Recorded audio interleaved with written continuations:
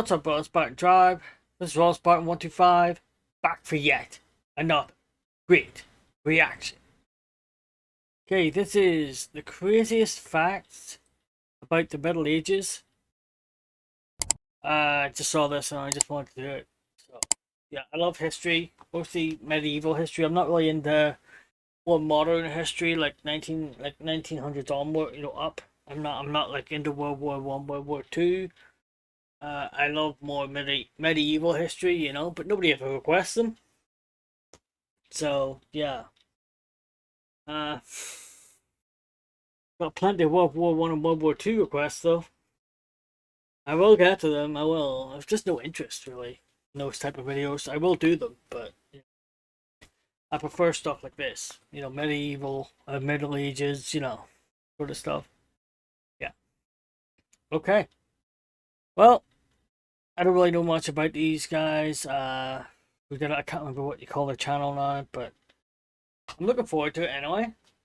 If you see any inconsistencies between this and fact, and let me know about it. Yeah, just jump in the comment section, let me know. It would be interesting to find out. Yes. Okay, so I just want to say that I do have a second channel. I do movie and TV reactions there, and anime as well. Started doing anime, and if you like that sort of thing, you might want to go to my second channel. It's RoyalSpartan Take Two.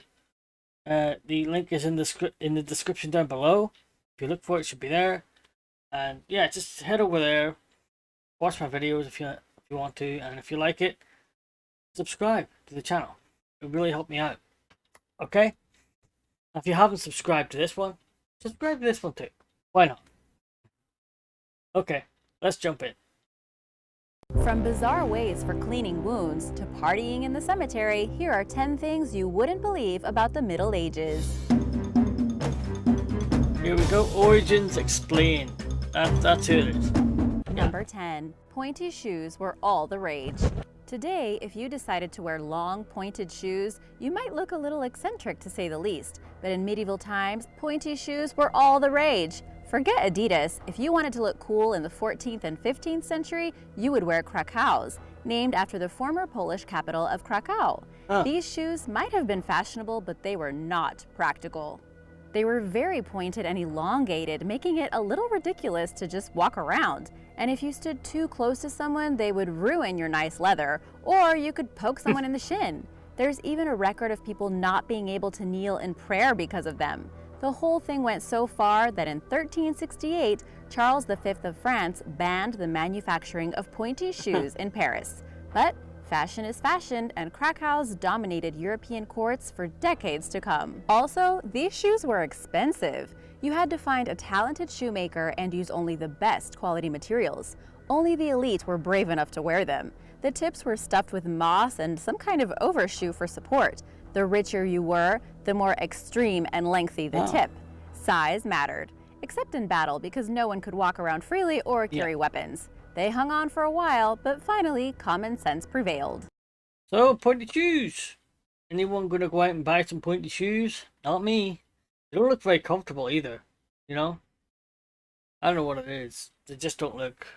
they'll be hard to walk in, yeah, but just wearing them, they might look as if they might squish your feet a bit too. I don't know. Suppose it would made to measure, maybe. I don't know. Possibly. Yeah. Strange though. Number 9. Urine as an antiseptic. This medical practice, if you could call it that, wasn't used all the time, but there is a lot of evidence that using urine as a form of antiseptic was common in medieval times. And it wasn't done only among the commoners or the simple folk. It was actually a part of royal medical practice. Doctors could tell what was wrong with people just by looking at their urine, and during the Middle Ages, it became a solid tool for doctors, providing them with all kinds of information. There is also a lot of documentation advising people to treat ulcers, bites, and stings with urine, even to fight the plague. Thomas Vickery, who was the surgeon of King Henry VIII, the one with the 6 wives, actually advised for all battle wounds to be washed with urine to clean them up and prevent an infection.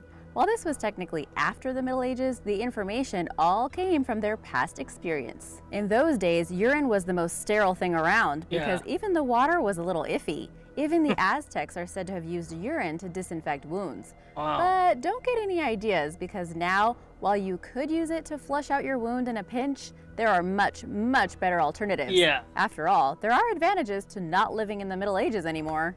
Okay, yeah, I will not be pouring urine on my wounds, stings, bites, or anything else. But you get it. I mean, yeah, it was the most sterile thing around. No, water wasn't sterile. I mean, well, you could boil water. That'd probably be far more sterile, right? You filter the water and then boil it? Wouldn't that be more sterile? I don't know. Maybe not. Maybe not. Suppose if there was other contaminations in the water, you know, boiling might not help it. I don't know. That's crazy. Number 8. Football was banned in England. Who would have thought that the country which popularized this sport was the one that banned it in the first place? But it's true. At one point, playing football wasn't allowed in England. You can imagine that medieval times were completely different from what we know today. Yep. And this goes for playing football as well.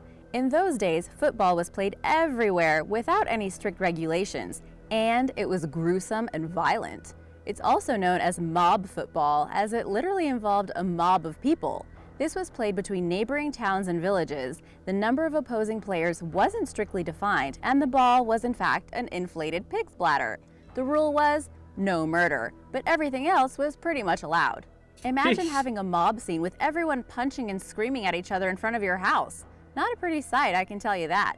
The whole thing got so out of hand that King Edward II decided to ban football in 1314. In the following centuries, more than 20 different bans were imposed. As it turned out, no ban could stop the English from enjoying football. The only difference today is that now we also have rugby for those of you who prefer a little more contact sport. Could you imagine them banning football in England today? Be riots in the street. Yeah, be mobs everywhere. Yeah, no. Would never happen. Would never happen. I'll never say never, but, you know, I seriously doubt it. No, the English like to say they invented the sport, but I didn't know it was so old. I didn't know it belonged in the Middle Ages, you know? Makes you wonder, how old is the sport? And who really did invent it? Because the English may not, they may have reinvented it for the more modern age, I don't know. Or did they actually invent it in the first place? Might be interesting to look that up. Maybe do a reaction to a video about history of football. I'm not a football person myself, but it would be interesting to find out, you know? I like history and I like finding out stuff. So yeah. Number 7. No fork. Although the fork was invented in ancient times, this cutlery item was not used extensively throughout the Middle Ages. It's not like no one knew about its existence, but it wasn't all that popular. However, spoons and knives were another thing entirely. Everyone loved those. The fork just didn't catch on. Why not? Well, there are multiple theories about this, but the general idea is that for some reason the fork was considered strange and uncivilized. It looked barbaric and reminded people of the devil's pitchfork. The proper way to eat was to pick up things with your fingers, while the fork was a sign of pure savagery. Medieval Europe simply detested the idea of using forks during meals. In the 11th century, a Venetian nobleman married a Byzantine princess, and during their wedding feast, the princess shocked everyone by using a fork. How dare she? The local clergy said that God had already provided us with our fingers, so using an artificial fork was actually offensive. It took a few hundred years, but eventually everyone started to realize how practical it was, and the fork became part of everyday life, unlike the pointy shoes. Oh, religion. You have set us back so much. You really have. Forks. They said forks, pretty much banned forks from civilized society because they remind them of a devil's pitchfork, and it was seen as uncivilized. Far more civilized to eat with your fingers. Yeah. Different times, yeah, I suppose. Number 6. Cemeteries were lively places. This is the last place you would associate with fun and games, but it turns out that in medieval times, the cemeteries were pretty different places. They were more than places to bury your dead. They were actually full of social activity. Many of the important town or village events took place in cemeteries. For example, things such as elections, sermons, public debates, trials, and even plays were conducted in cemeteries, or right next to them. At night, they became the place of business for women of the night, if you know what I mean. The historian Philippe Aries claims that medieval cemeteries were places of trade and commerce because they belonged to the church and were thus exempt from taxation. Clever, huh? Right. This is why many small business owners didn't shy away from conducting their activities in these places. Imagine a world where the best place to do business is the local cemetery. Crazy, right? Yeah. Number 5, Intation. What the heck is that? This is definitely one of the weirdest medieval beliefs. It was actually a method for proving that a suspected murderer was indeed guilty. The idea behind it was as follows. If you bring the body of a murdered person in front of their alleged murderer, the body will let off blood. Yep, that's the whole concept. If it was difficult to prove that someone was guilty of murder, the victim's corpse was brought to them and they were ordered to put their hands on the corpse. If the corpse bled or if there were any other unusual signs, it meant that the accused was guilty. This method was a part of a group of laws called the Germanic laws used in the Middle Ages, and it was used in countries such as Germany, Poland, and Bohemia, present-day Czech Republic. In Germany, it was used as a legitimate legal method until the mid-18th century. King James of England also approved of this method as a legitimate way to condemn the murderer. After the Protestant Reformation, things slowly started to change. In countries such as Denmark and Norway, Intation was seen as unwarranted from a legal standpoint, and a lot of priests even forbade its use. Which, good thing, because otherwise we would all be in trouble. So, when it came to finding out if people were guilty of murder, Protestants were the voice of reason. That really doesn't surprise me. Yeah. Not at all. Number 4, no peasants. Contrary to popular belief, peasants as such actually didn't exist in medieval times. When we now think of a peasant, often people imagine a person living off the land in a tiny little house with a large family and a bunch of domestic animals. But in the Middle Ages, the social class system was completely different, and peasants, as we view them today, were nowhere to be seen. At least they didn't identify themselves as such. The actual term peasant comes from French, but it didn't come around until the 15th century. Before that, everything was different. People working the land were divided into several distinct categories following a strict hierarchy. If we look at the famous English land survey from 1086, the Doomsday Book, the country folk can be divided into several categories, including freemen, serfs, and some slaves. But all of these people lived under feudal lords, and they had to pay rent, and go to war for their lord if necessary. Being a farmer could be less than idyllic, and living in the Middle Ages for the average Joe was pretty tough. Number 3, becoming a knight was hard. This might not come as a shock to many of you, but the joy of fighting in tournaments, the code of chivalry, and the glory of winning battles, all of it is now associated with medieval knights. However, the problem is that it wasn't at all easy to become a knight in the first place. First of all, you had to be filthy rich to even attempt it. It's like becoming a professional athlete today. If you don't have solid financial backing, chances are you won't make it to the top. In order to become a knight, you had to be of noble origin and have enough money to afford a horse, armor, and weapons. And it wasn't petty cash, let me tell you. It was like owning a Ferrari today. Wealthy families would send off their boy to a noble's house around the age of 8. There he would become a page, which is basically a servant running errands for his noble. Then at the age of 14, he would become a squire, going through rigorous training until the age of 21, when he would finally be dubbed a knight and take the oath of chivalry. Being a knight was really a great honor because becoming one was an ordeal. Also, knights were not always charming. It was more like Game of Thrones than King Arthur, just saying. Number 2, bloodletting cures everything. Bloodletting, along with leeching, was a common practice during these times, and afterwards because the Victorians really loved this too. Since blood circulation is essential to our well-being, medieval physicians believed that by getting rid of bad blood, literally, they would cure a patient and help them feel healthy again. How they knew exactly how much blood is enough and why only the bad blood would go out is anyone's guess, but they sure did it. and they went so far as to assume that bloodletting was generally beneficial for the body. Feeling depressed, got a cough, typhoid fever, the plague? If you didn't have an open wound to spill some urine on, then bloodletting was definitely the solution to all of your problems. Oh. Okay, so pretty much anything.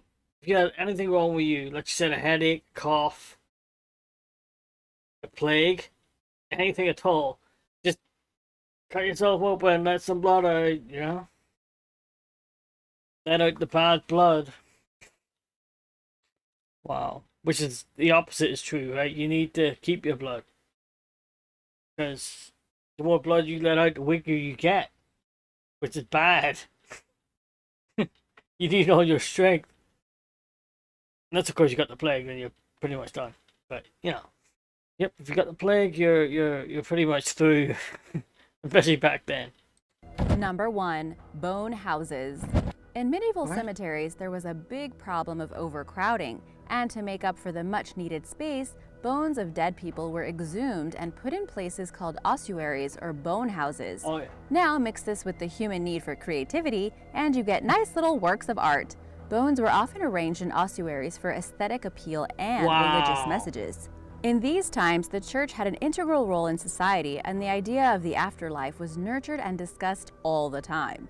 The idea behind making ossuaries was to have believers contemplating their mortal condition and the approach of death. By looking at these arranged bones, a person would see all the fleetingness of life and futility of earthly delights, since of course we're all headed in the same direction. Today, this sounds pretty morbid, but in those days, it was more common than you'd believe. Thanks for watching! Don't you wish you had those long pointy shoes now? They kind of grew on me. Remember to subscribe, and I'll see you next time. Bye! Okay, that is the end of the video. That was actually pretty interesting. I thought I'd make it a little bit crazy, and I was right. It did. A little bit weird and crazy and creepy, and but then you gotta expect that, you know, different times and all. I really enjoyed this one. It was really interesting to me, you know. I love this sort of history stuff, and if you want to request more medieval Middle Age history videos, please do, because I love this stuff. I really do. Far more than the war ones, you know, which I will get to eventually. Yeah. Okay. I just had a little bit of time to record a couple of videos today, so I thought I'd just do a couple of short ones. And don't forget to check out my second channel, RoyalSpartan Take Two. Link is in the description down below. Don't forget to subscribe to this channel and that one as well, if you feel the need to. And until next time, I am out of here.